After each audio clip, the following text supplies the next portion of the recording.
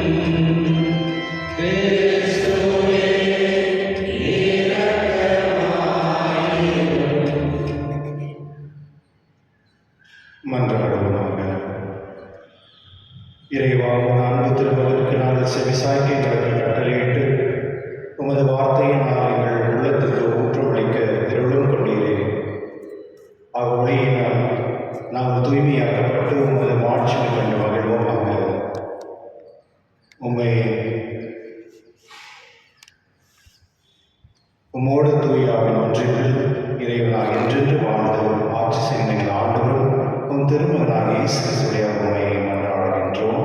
ஆமென்.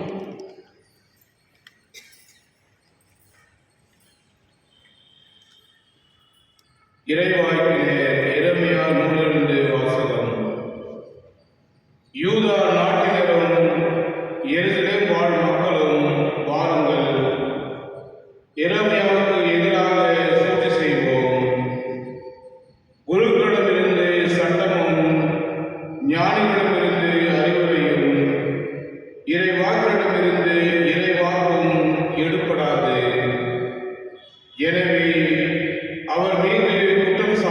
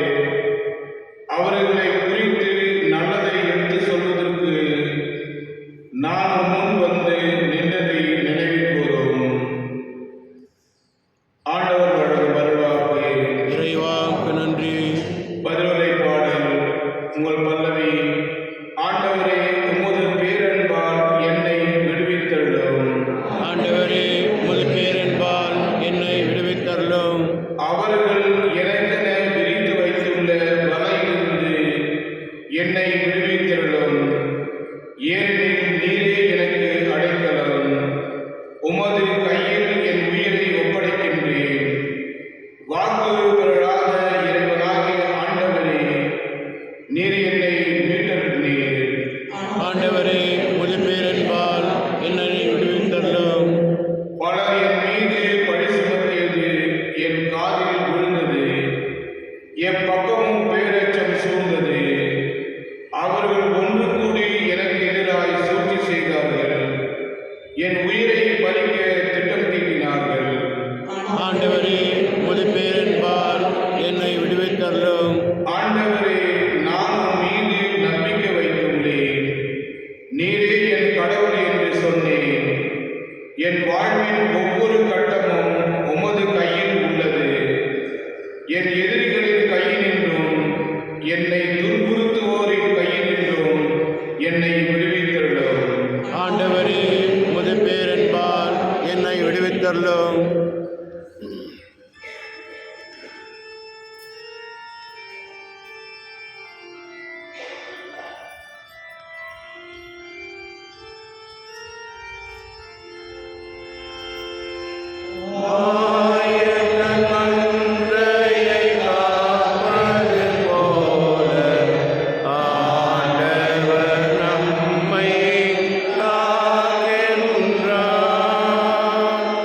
உலகில் ஒளிநாடி என்னை பின்தொடர்வர் வாழ்வுக்கு வழிகாட்டும் ஒளியை கொண்டிருப்பார் என்கிறார் ஆண்டவர்.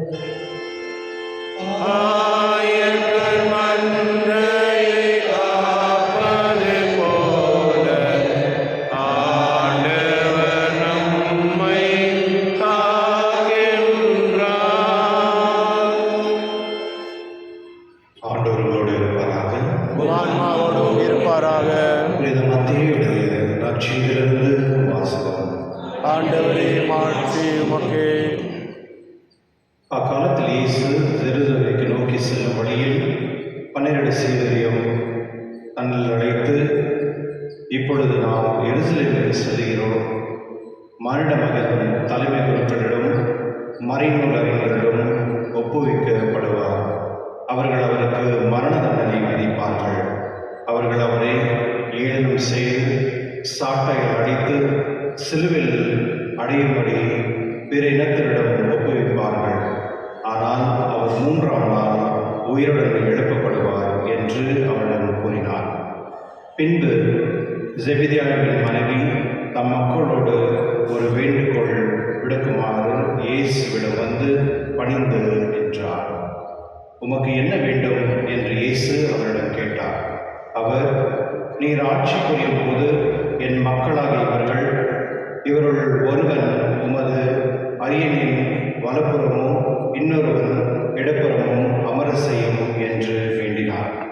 அதற்கு இயேசு, நீங்கள் என்ன கேட்கிறீர்கள் என உங்களுக்கு தெரியவில்லை. நான் குடிக்கப் போகும் துன்ப கிண்ணத்தில் உங்களால் குடிக்க இயலுமா என்று கேட்டார். அவர்கள், எங்களால் இயலும் என்றார்கள். அவர் அவர்களை நோக்கி, ஆம், என் கிண்ணத்தில் நீங்கள் குடிப்பீர்கள். ஆனால் என் வலப்புறத்தில் இடப்புறத்தில் அமரும்படி அருள்வதோ எனது செயல் அல்ல. மாறாக விடங்களை என் தந்தை யாருக்கு ஏற்பாடு செய்திருக்கிறாரோ அவர்களுக்கே அவை அருளப்படும் என்றார். இதை கேட்டு கூடியிருந்த 10 பேரும் சகோதரர்கள் 2 மீதும் கோபம் கொண்டனர். இயேசு அவர்களை வரவழைத்து, பிற இனத்தவரின் தலைவர்கள் மக்களை அடக்கி ஆளுகிறார்கள். உயிர் கூடி மக்கள் அவர்கள் மீது தங்கள் அதிகாரத்தை காட்டுகிறார்கள். இதை நீங்கள் அறிவீர்கள். உங்களிடையோ அப்படி இருக்கக்கூடாது.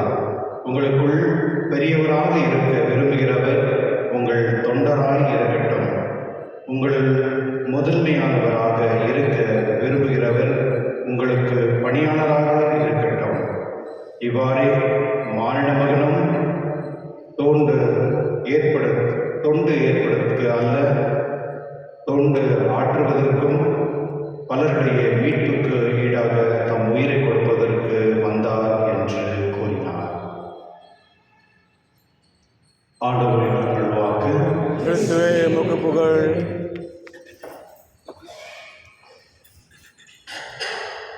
கிறிஸ்துவனாலே இந்த நற்செய்தியில் 2 பாகங்கள் இருக்கு. ஒரு பாகம் ஆண்டவர் இயேசு தன்னுடைய மரணத்தை பற்றி சீரழிவு சொல்கிறார். நீங்கள் சில பேர் பார்த்துருப்பீங்க, ஏதாவது ஒரு பிரச்சனைன்ட்டு நீங்கள் போனீங்கன்னா அவங்க அந்த பிரச்சனை கேட்க மாட்டாங்க, அவங்களுடைய பிரச்சனை வேற ஏதாவது சொல்லியிருப்பாங்க. பார்த்துருக்கீங்களா அந்த மாதிரி? ஏதாவது நீங்கள் போயிட்டு ஏதோ ஒரு ப்ராப்ளம் இருக்குது, ஒரு இஷ்யூ இருக்குன்னு போயிட்டு அவங்கள்ட்ட சொல்லி அவங்களுக்கு ஏதாவது ஒரு ஆறுதல் கிடைக்குமா, இல்லை அவங்களுக்கு ஏதாவது ஒரு சொல்யூஷன் கிடைக்குமான்னு சொன்னால் அவங்க இன்னொரு ப்ராப்ளம் கொண்டு வந்துடுவாங்க. இந்த மாதிரி நிறைய மக்கள் இருக்கிறாங்க. ஏன்னா மற்றவங்களுக்கு ப்ராப்ளம் வந்து நம்ம கேட்கறதுக்கு நம்ம விருப்பப்படுறதில்ல, இல்லை மற்றவங்க வந்து ஒரு அவஸ்தையில் ஒரு பிரச்சனையில் இருக்கும் பொழுது அதை வந்து நம்ம கேட்கறதுக்கு விருப்பமும் இல்லை. நம்மளுடைய சொந்த விஷயம்தான் நம்மளுக்கு பெரிதாக இருக்குது தவிர மற்றவங்களுடைய பிரச்சனை வந்து நமக்கு பெரிதாகவே இருக்கிறது. கிறிஸ்துவனுடைய ஜஸ்ட் 2 நாளைக்கு முன்னே வந்து என்னுடைய ஃப்ரெண்டு ஒருத்தர், அவங்க துபாயில் இருக்கிறார், அவர் எனக்கு ஃபோன் பண்ணிட்டார், அதை கொஞ்சம் ஜெபம் பண்ணுங்க, சுச்சுவேஷன் தெரியல என்ன பண்ணுறதுன்னு, அந்தந்த வரணும் அப்படின்ட்டு ஃப்ளைட்டெல்லாம் பிளாக் ஆகிட்டு வருது, ஸோ என்ன பண்ணுறதுன்னு தெரியாது அப்படின்னு சொல்லி. கிறிஸ்துவனுடைய உங்களுக்கு தெரியும் உலகத்தில் என்ன நடந்துருக்கு அப்படின்னு. எல்லா இடத்துலையும் பிரச்சனை, எல்லா இடத்துலையுமே ஒரே குழப்பம், எல்லா இடத்துலையும் ஒரு பயம். யாரெல்லாம் வந்து பணம் சம்பாதிக்க வேண்டும் அப்படின்னு சொல்லி போனார்களோ அவர்களெல்லாம் வந்து இப்போ பணத்தோட உயிர் தான் முக்கியம் அப்படின்னு சொல்லிட்டு தத்தளிச்சுட்டு இருக்கிறாங்க. கிறிஸ்துவனுடைய சில நேரத்தில் வந்து கடவுளுக்கு சில ஒரு வாய்ப்புகள் கொடுப்பார். எது மோர் வேல்யூ ஆகும், எது வந்து முக்கியத்துவம் அப்படின்னு. இப்போ நீங்கள் வந்து அஃப்கோர்ஸ் வீட்டுக்காக தான் நிறைய பேர் வந்து வெளிநாட்டுலாம் போயிட்டு வேலைலாம் செய்கிறாங்க. ஆனால் இப்போ அவங்க வேலை செய்கிறதோட அவங்க உயிரோடு இருக்கிறது தான் முக்கியம் இல்லையா? இப்போ உயிரோடு இல்லைன்னா பணம் இருந்து இல்லைன்னு கூட ஒரு யூஸ் இல்லை. அப்போ எது மதிப்புன்னா உயிரோடு இருக்கிறது தான் மதிப்பு இல்லையா? அந்த உயிருக்கு தான் மதிப்பு. அந்த உயிருக்கு இருக்க பொழுது தான் நம்ம வந்து அந்த வேல்யூ வந்து எக்ஸ்ட்ரா கொடுக்கணும். அதே வந்து உயிரை நம்ம எழுந்துட்டோம்னு வச்சுக்கோங்களேன், எவ்வளோ துக்கமாக இருக்கும், எவ்வளோ கஷ்டம் இருக்கும், எவ்வளோ வந்து பிரச்சனை இருக்கும். இதுதான் வாழ்க்கை. அப்போ நம்முடைய வாழ்க்கையில் வந்து நம்ம எதை மதிக்கணும் அப்படின்றது வந்து ரொம்ப முக்கியமானது. சில நேரத்தில் ரொம்ப சிக்காக இருப்பாங்க யாரும், அவங்கள வந்து நம்ம போய் பார்க்க மாட்டோம், அவங்க சந்திக்க மாட்டோம், அவங்களுக்கு எந்த ஒரு ஆறுதலும் கொடுக்க மாட்டோம். ஏன்னா ஆனால் இறந்துட்டு பிறகு நீங்கள் பாருங்கள், அவங்க நிறைய பேர் வந்து அவங்க பாடிட்டு இருப்பாங்க, அவங்க பற்றி போட்டுருவாங்க, அவங்க பூ கொண்டு வருவாங்க, அவங்களுக்கு வந்து சாப்பாடெல்லாம் டிஸ்ட்ரிபியூட் பண்ணுவாங்க. என்ன பிரயோஜனம்? இருக்க பொழுது நம்ம மதிக்காமல் இல்லாத மதிக்கிறதுல ஒரு பிரயோஜனம் இல்லை. என்னுடைய நற்செய்தியில் நான் வந்து பார்க்குற அந்த பொது பகுதி வந்து ஆண்டவர் இயேசு வந்து அந்த 12 சீடர்களுக்கு சொல்கிறார், என்னை வந்து துன்புறுத்துவாங்க, என்னை வந்து சாட்டையில் அடிப்பாங்க, என்னை வந்து கொல்லுவாங்க அப்படின்னு சொல்லும் பொழுது அந்த 12 பேருக்கு எந்த ஒரு கவலையும் கிடையாது. அவங்க அதை பற்றி ஒன்றும் அதை புரிஞ்சுக்கிறதுக்கும் விருப்பப்படலை, இல்லை அவங்க புரிந்து கொள்ள அவங்க அந்த அந்த ஞானமும் அறிவும் இல்லை. அதுதான் நம்ம பார்க்குறோம். அவர் வந்து சொல்லும் பொழுது அவங்களுக்கு எந்த ஒரு ரியாக்ஷனும் இல்லை. இப்போ யாரா ஒருத்தர் வந்துட்டு ரொம்ப எனக்கு கேன்சர் ஆகிடுதுங்க, எனக்கு கஷ்டமாக இருக்குது அப்படின்னு சொல்லும் பொழுது அது இறக்கவும் கூட இல்லை, இருப்பவருக்கு வந்து அதை ஃபீல் பண்ணணும், ஏதோ எதுக்கே வந்து அந்த நோய் மட்டுக்கிற மாதிரி ஃபீல் பண்ணணும். அதுதான் வந்து அந்த உறவு. இப்போ யாரும் சொல்லணும் அப்படின்னாங்க, சரி ஓகேங்களா. அதில் ஒரு இப்போ இன்னைக்கு பார்க்கணும் நற்செய்தியில் ஆண்டவர் இயேசு வந்து பெயினோடு சொல்கிறார், எனக்கு இந்த மாதிரி நடக்க போகுது அப்படின்னு சொல்லும் பொழுது அந்த அப்போஸ்தலர்களுக்கு வந்து அது எந்த ஒரு ரியாக்ஷனும் இல்லாத இருக்கும் பொழுது அது அதே அவருக்கு ரொம்ப பெயினாக அப்படி தான் நடந்தது. அவர் வந்து அந்த சிலுவையில் இருக்க சமயத்தில் யாருமே கூட இருக்கல. காரணம் என்ன அப்படின்னா அவர் வந்து சொல்லும் பொழுது அவர்களுக்கு காது வந்து க்ளோஸ் ஆகிடும், அவங்களுக்கு வந்து அந்த கேட்குற அந்த அறிவும் யாரும் இருக்கல. அதனால தான் அவர் கஷ்டப்பட்ட சமயத்தில் அவங்க யாருமே கூட இருக்கல, எல்லாம் ஓட்டுனாங்க. இதுதான் சில நேரத்தில் வந்து நம்மளுடைய வாழ்க்கையில் நம்ம கூட இருக்கிறவங்க வந்து யார் அப்படின்னு நமக்கு பிரச்சனை இருக்கும் பொழுது தெரியும். கிறிஸ்துவனுடைய என்னுடைய 2வது பகுதியில் பார்க்கும் பொழுது 2 அப்போஸ்தலர்கள் அவருடைய தாயார் வந்து என்ன ஞானம், இதை எப்படி புரியல, ஆண்டவர்கிட்ட வந்து கேட்குறாங்க, உங்களுடைய ஆட்சியில் நீங்கள் அரசராக இருக்கும் பொழுது என்னுடைய 2 பிள்ளைகள் வந்து அக்க பக்கத்தில் இருக்கக்கூடிய அந்த ஆசீர்வாதம் தாங்க ப்ராமிஸ் பண்ணணும்னு சொல்கிறாங்க. ஆண்டவர் அதை கேட்குறாரு, நான் குடிக்க போகிற அந்த துன்ப கிண்ணத்தில் நீங்கள் பங்கெடுப்பீங்களா அப்படின்னு கேட்குறாங்க. அவங்க வந்து தலையாடுறாங்க, அவங்களுக்கு தெரியல. அவர்கள் நினைத்தது என்ன அப்படின்னா ஆண்டவர் இயேசு வந்து இந்த உலகத்தில் அரசராக இருக்கிறார், அதாவது ரோமர்கள் இருக்கிறாங்க, அவருடைய ஆட்சியை அழிச்சிட்டு இவர் வந்து அந்த இடத்துல அரசனாக இருப்பார் அப்படின்னு தான் அந்த மக்கள் புரிந்து கொண்டிருந்தார். அந்த அப்போஸ்தலர்கள் அப்படி தான் நினச்சிருந்தாங்க. அதனால தான் நிறைய வந்து ஏன்னா அவர் நிறைய மிராக்கல் பண்ணுறாரு, சாப்பாடு கொடுக்குறாரு. ஒரு நாட்டில் வந்து ஒரு மக்களுக்கு என்ன தேவை? உணவு தேவை, நிம்மதி தேவை, சிக்னஸ் இல்லாத வாழ்க்கை இருக்கணும் இல்லையா? அதுக்கு அவரே இருக்கிறாரு, எல்லாரும் குணப்படுத்துன்னு சாப்பாடு இல்லாமல் சாப்பாடு கொடுத்துருக்கிறாரு. என்னென்ன வேலை என்ன வேணும்? அவரே ஒரு அரசர் ஆகிட்டாருன்னா ஒரு நாட்டில் இருக்கவங்க எந்த பிரச்சனை இல்லை, நான் வேலைக்கு கூட போக தேவையில்லை, எந்த ப்ராப்ளம் தேவை. இப்போ கூட நிறைய பேர் கோயிலுக்கு வந்தது உடனே மிராக்கல் ஆகிடும்னு நினைக்கிறாங்க. கடவுள்கிட்ட வேண்டியது உடனே இந்த ப்ராப்ளம்லாம் சரியாயிடும் அப்படின்னு நினைக்கிறாங்க. கிறிஸ்துவர்களே, அப்போ ஆண்டவர் இயேசு வந்து அவர்கள் தெளிவாக சொல்கிறார், இது என்னுடைய வேலை கிடையாது, என்னுடைய தந்தையோட வேலை அப்படின்ற. கிறிஸ்துவர்களே, நிறைய நேரம் நம்ம வந்து ஒரு பொசிஷனுக்காக நம்ம வாழணும், ஒரு போஸ்ட்டுக்காக நம்ம வாழணும், அதுக்காக என்ன வேணாலும் செய்து ரெடியாக இருக்கும். சில பேர் கொல்றாங்க, ஒரு பேங்கில் ஏதோ ஒரு எம்எல்ஏ தான் மாட்டினாங்க நினைக்கிறேன். ஒரு பதவிக்காக, ஒரு பொருளுக்காக ஒருவரை கொல்றது கூட வந்து நம்ம தயாராக இருக்கோம். கிறிஸ்துவர்களே, சில நேரத்தில் வந்து லிட்டரலி நம்ம கொலை பண்ணுறதில்ல, ஆனால் வாயால் நம்ம சிந்தனால நம்ம மற்றவங்களை கொலை பண்ணிடுறோம். கரெக்ட் தானே? கிறிஸ்துவர்களே, யோசித்து பாருங்களேன், கடவுள் நம்மளை படைச்சது எதுக்காக? ரெண்டு விஷயத்தான். நீங்கள் அன்பாக இருக்கணும், அவ்வளோதான். அன்பாக இருக்கணும். நீங்கள் அன்பாக இருந்தாலே எது எல்லாமே போகும் அதிலே. அதே சமயத்தில் ரெண்டாவது வந்து நீங்கள் விசுவாசியாக இருக்கணும், அன்பாக இருக்கணும், கடவுளுடைய மனிதனுக்கு அன்பாக இருக்கணும், கடவுள் மேலே நம்பிக்கையோட விசுவாசம் இருக்கணும். இந்த ரெண்டு பொருள் இருந்தாலே போதும். இதுதான் வாழ்க்கைக்கு தேவையில்லை, மற்ற எதுவுமே தேவையில்லை. அதை நம்ம என்ன பண்ணணும்னா, அந்த பொசிஷனுக்காக வந்து மற்றவங்களுடைய பொருளை நம்ம திருடணும். நம்மளுடைய பொசிஷன் போகணும் அப்படின்னா மற்றவருடைய அறிவையும் ஞானத்தையும் அவருடைய செய்யக்கூடிய வேலைகளை நம்ம பேர் வாங்கிக்கணும். இது வேற உங்கள்கிட்ட இல்லை, திருச்செந்தூர் இருக்கும், நிறைய சர்ச்சில் இருக்கும், நிறைய பிஷப்ஸ் கிட்ட, ப்ரீஸ்ட் கிட்ட, இதெல்லாம் இருக்கும், சிஸ்டர்ஸ் கிட்ட இதெல்லாம் இருக்கும். காரணம் என்ன அப்படின்னா, நம்ம நினச்சிருக்கோம் இந்த உலகம் தான் வந்து நம்மளுக்கு வந்து என்ன பெரிய மதிப்பு கொடுக்குது அப்படின்னு. கிறிஸ்துவர்களே, இன்று ஆண்டவர் சொல்கிறார், ஒருவேளை நீங்கள் வந்து யாராவது உங்களுக்கு மேலே நீங்கள் பொசிஷனில் இருக்கணும் அப்படின்னா நீங்கள் வந்து கீழே, அதாவது உங்களே நீங்கள் தாழ்த்தி கொண்டு தொண்டனாக இருக்கட்டும் அப்படின்னு சொல்கிறார். தொண்டனா அப்படின்னா என்ன? இன்னும் ரொம்ப ஆர்டினரியாக சொல்லணும்னா மற்ற ஷூவை பாலிஷ் பண்ணுறாங்க, அதுதான் தொண்டன் அப்படின்னு சொல்லுவாங்க. கிறிஸ்துவர்களே, ஆண்டவர் இயேசு வந்து நீங்கள் மட்டும் தொண்டர் இல்லை, அவர் சொல்கிறாரு, ஈவன் மானிட மகனும் தொண்டு ஏற்பதற்கு அல்ல, தொண்டு ஆற்றுவதற்கு அவருடைய மீட்புக்காக நம் உயிரை கொடுப்பார் அப்படின்னு சொல்ல முடியும். கடவுளே வந்து நமக்கு அவர் உயிர் கொடுத்துருக்கிறது நம்மளுக்கு தொண்டனா இருந்துதான். ஏன் வந்து கடவுள் அந்த ஸ்தானத்திலிருந்து இங்கே சாதாரண ஒரு மனித நிலையில வரணும்? அது எவ்வளோ பெரிய அவமானம் தெரியுமா? ஒருவேளை நம்மளை வந்து நம்ம மனுஷன் இருக்கல, ஒருவேளை நம்மளை வந்து கடவுள் வந்து நாயாக ஆக்கிட்டான்னு வச்சுக்கோங்க, அம்மா வார்த்தை வச்சுக்கோங்க, நாயாக ஆகிட்டாங்க, எப்படி இருக்கும்? நம்முடைய மனித தன்மையிலிருந்து ஒரு மிருகமாக ஆகிட்டோம், எப்படி இருக்கும் நம்ம ஸ்டேட்டஸ்? கடவுள் பாருங்க, கடவுளுடைய ஸ்தானத்தை வச்சுட்டு அவர் மனித ஸ்தானத்துக்கு வர, அதை எப்படி கம்பேர் பண்ணுறது? அது எவ்வளோ பெரிய கடவுளுடைய இரக்கம், அவருடைய பணிவு, இந்த மக்களை மேல் வைத்து அன்பு பண்ணிக்கிறது. நம்ம மேலே நமக்கு காப்பாற்றினதுக்காக பாவிகளாக நம்ம போலவே அவர் சாதாரண மனித தன்மையில் வந்திருக்கிறார். கிறிஸ்தவர்களே, உலகத்தில் இருக்கும் பொழுது நாம் எப்பொழுதுமே மற்றவங்களோட அன்பாக இருக்கணும். அந்த அன்பு தான் மற்றவர்களுக்கு மதிப்பு கொடுக்கும், அன்பு தான் நமக்கு கடவுளுடைய ஸ்தானத்தை கொண்டு போய்விடும். மற்றும் நாம் எப்பொழுதுமே விசுவாசிகளாக இருக்க தேவை. அந்த ரெண்டு வரவசங்களும் தன்னுடைய திருவிழில் கொண்டாடவும்.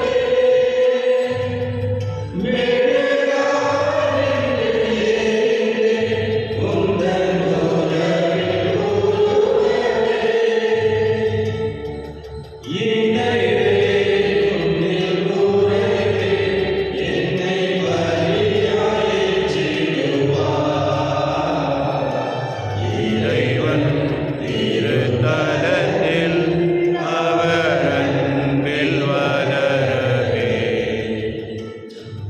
அளித்தே என்னை முழுதும் பொது வாழ்வு மலரவே.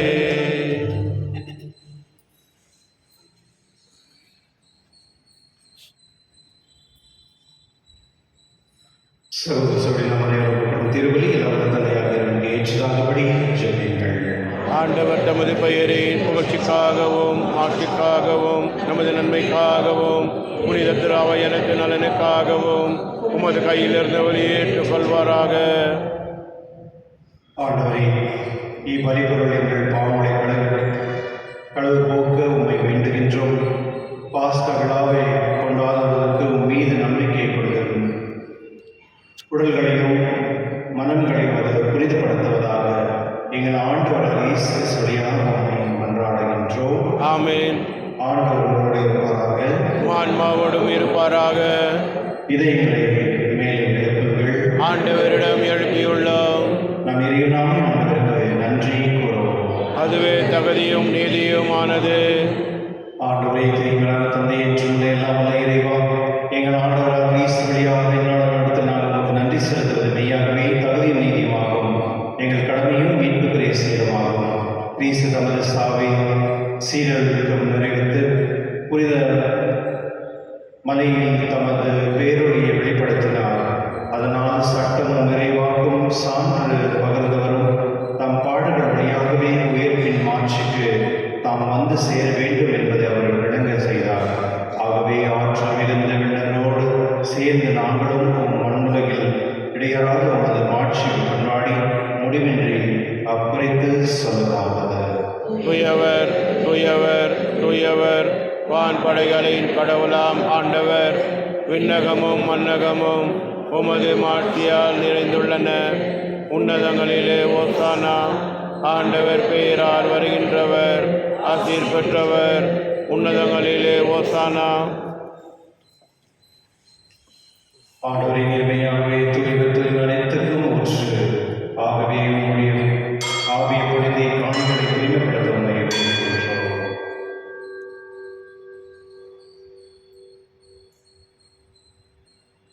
இவ்வாறு ஆண்டவர் இயேசு கிறிஸ்துவின் உடலும் இரத்தமாய் மாறுவதாக இவர் பாடுபடவுள்ள மனித தம்மை கழித்த போது அப்பத்தெடுத்து நன்றி செலுத்தி அதை விட்டு தம் சீரில் கழித்து கூறியதாவது: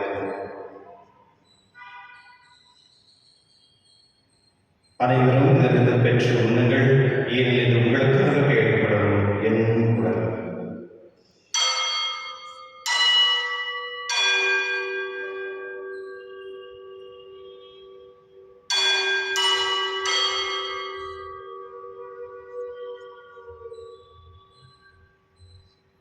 அவனமே இருவிருந்தை அருந்திய பின் கிண்ணத்தை எடுத்து மீண்டும் உமக்கு நன்றி கூறி தம் சீரல் கழித்தவர் கூறியதாவது: அனைவரும் இதிலிருந்து பெற்று பருங்கள், ஏனெனில் இது புதிய நிலையான உடன்படிக்கைக்கு உரிய இரத்தத்தின் கிண்ணம். இது பாவம் மன்னிப்புக்கென்று உங்களுக்காகவும் பலருக்காகவும் சொல்லப்படும். இதை நினைவாக செய்யுங்கள்.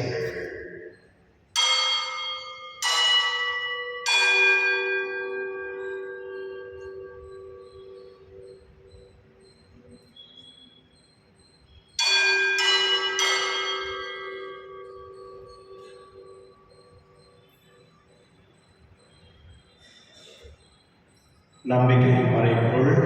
ஆண்டவரே, நீர் வருகிறோம். உமது உயிர்ப்பை அறிவிக்கின்றோம். உமது உயிர்ப்பையும் எடுத்துரைக்கின்றோம். ஆகவே ஆண்டவரே, நாங்கள் கிறிஸ்துவின் இறைப்பையும் உயிர்ப்பினையும் கூர்ந்து வாழ்ந்த நோக்கத்தை மீட்பளிக்கும் கிண்ணத்தை உமக்கு கொடுக்கின்றோம். அவன் திருமணத்திற்கு ஊழியம் புரிய தருணம் எங்களை ஏற்றுக்கொண்டீர். எனவே உங்கள் நன்றி செலுத்துகின்றோம். மேலும் கிறிஸ்துவின் உடலிலும் ரத்தத்திலும் பங்கு கொள்ளும் எங்களை தூயாவில் ஒன்று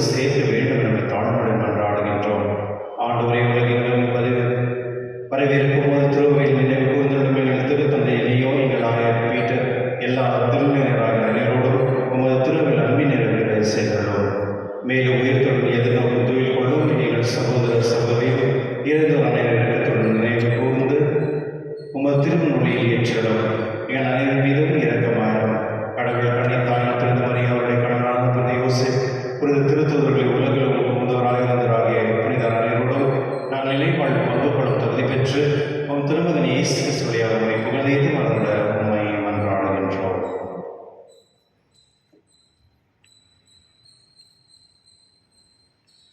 இவர் வழியாக இவரோடு இவரில் எல்லாம் இறைவனாகிய தந்தையே தூய ஆவின் ஒன்றிற்குள் எல்லாம் புகழும் மாட்சியும் என்றென்றும் உமக்கு உரியதே.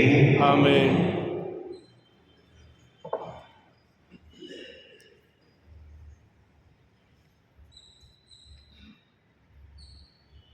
கிறிஸ்துவர்களே, உலகத்தில் நடந்து கொண்டிருக்க விஷயங்கள் பார்த்தாலும் நமக்கே பயமாக தான் இருக்கு. என்ன நடக்க போதோ, எங்கே பார்த்தாலும் நெருப்பு, எங்கே பார்த்தாலும் பாம்ஸு, அங்கே இருக்க சின்ன குழந்தைகள், பெண்கள், இவ்வளோ பேர் ப்ரெக்னெண்ட்டாக இருக்காங்க. அப்படியே இவ்வளோ சீனியர் சிட்டிசன்ஸ் இருக்காங்க, எல்லாம் ஓடுறாங்க, ஒரு இடத்துல ஓடுறாங்க. அவங்களுடைய பயம், அவங்களுக்கு உண்மையிலேயே நம்மளுடைய கவனம் தேவை. நம்ம தினந்தோறும் உங்களுக்கு டைம் கிடைக்கிற பொழுதெல்லாம் இருக்கவங்களுக்கு நம்ம சட்டிக்கலாம். அதுக்கு தவிர நம்ம வேறு எதுவுமே பண்ண முடியாது. அதுதான் நம்முடைய சக்தி. அதனால் நம்ம அனைவரும் சேர்ந்து மக்கள் துன்பத்தில் இருக்கிறவங்களை கடவுள் பாதுகாத்து அமைதியும் சமாதானம் கொடுக்கும்படி ஆண்டவரை ஜெபிப்போம். விண்ணுலகில் இருக்கிற எங்கள் தந்தையே, உமது பெயர் தூயதென போற்று வருக. உமது ஆட்சி வருக. உமது திருவலம் விண்ணுலகில் நிறைவேறுவது போல மண்ணுலகிலும் நிறைவேறுக. எங்கள் அன்றாட உணவை இன்று எங்களுக்கு தாரும். எங்களுக்கு எதிராக குற்றம் செய்வோரை நாங்கள் மன்னிப்பது போல எங்கள் குற்றங்களை மன்னியும். எங்களை சோதனைக்குட்படுத்தாதையும் தீமையிலிருந்து எங்களை விடுவித்தள்ளும். ஆண்டவரே, தீமையிலிருந்து எங்கள் விடுவித்து எங்கள் வாழ்நாளில் அமைதி கணிதமாய் மன்றாடுகின்றோம். உமது இருக்கத்தின் உதவியால் நாங்கள் பாவத்தில் இப்பொழுது விடுதலை பெற்று யாதொரு கலக்கமின்றி நலமாய் இருப்போமாக. நாங்கள் எதிர்நோக்கிற்கு பேரின்பத்துக்காக மீட்பராக இயேசு மறைவுக்காக காத்திருக்கின்றோம். ஏனெனில் ஆட்சியும் வல்லமையும் ஆட்சியும் என்றென்றும் அது. ஆண்டவர் இயேசு அமைதியை உங்களுக்கு விட்டு சிறிய அமைதியை உங்களுக்கு அளிக்கின்றேன் என்றும் திருத்தொழுக்கு மனிதரே, எங்கள் பாவங்களை பாராமல் திருவின் நம்பிக்கை கண்ணோக்கும் திருவிழத்துக்கு ஏற்பதற்கு அமைதி ஒற்றுமை அளித்தவராக என்றென்றும் ஆண்டு ஆட்சி செய்கின்றவர் நீரே. ஆமென். ஆண்டவருடைய அமைதி உங்களோடும் என்றும் இருப்பதாக. ஆன்மாவோடும் இருப்பதாக. ஒருவர் அமைதி பகிர்ந்து கொள்வோம்.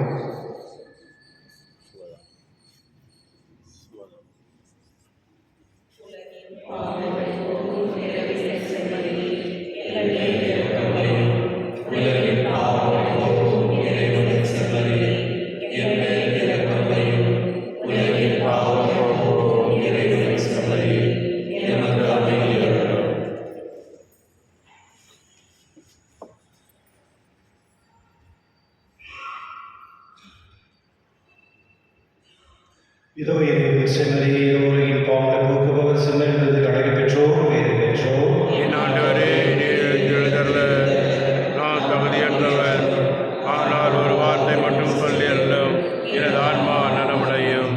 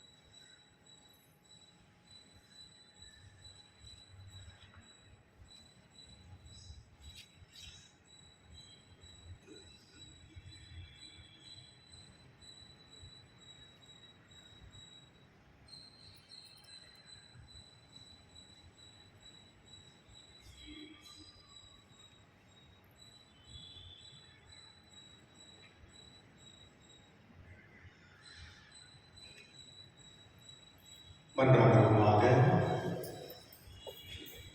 ஆகவே இவ்வுலகில் வாழும் நாங்கள் ஏற்கனவே உலக வாழ்வில் பங்கு பெற அருள் கூர்ந்து மாட்சிக்கு உரிய மறைநூல்களை பெற்றுக்கொண்ட நாங்கள் உமக்கு செலுத்தும் நீரே நன்னற்றியை ஏற்றுக்கொள்கிறாக எங்கள் ஆண்டவரை இயேசு கிறிஸ்துவியாக உம்மை மன்றாடுகின்றோம். ஆமென். ஆண்டவரே உம் மீது நம்பிக்கை கொண்டுள்ளோரை முடிவில்லாத ஆசையில் புனிதப்படுத்தி உம் ஒரே திருமகனின் நற்செய்தியை கடைபிடிக்க செய்தருளும். அதனால் அவர் தம் திருத்தூதர்களுக்கு தம்மில் வெளிப்படுத்திய அந்த மாட்சி மீது அவர் என்றும் ஆர்வம் கொள்ளவும் அதே மகிழ்வுடன் வந்தடையும் தகுதி பெறுவர்களாக எங்கள் ஆண்டவர் கிறிஸ்து வழியாக உம்மை மன்றாடுகின்றோம். ஆமென். ஆண்டவர் உங்களோடு இருப்பாராக. உம் ஆன்மாவோடும் இருப்பாராக. எல்லா வல்லையரையும் தந்தை மகன் தூய் ஆவியார் அனைவரையும் ஆசீர்வதிப்பாராக. ஆமென். சென்று வாருங்கள், திருவள்ளியை நிறைவேற்று. இறைவாக்கு நன்றி. நன்றி. Wonderful day. Thank you.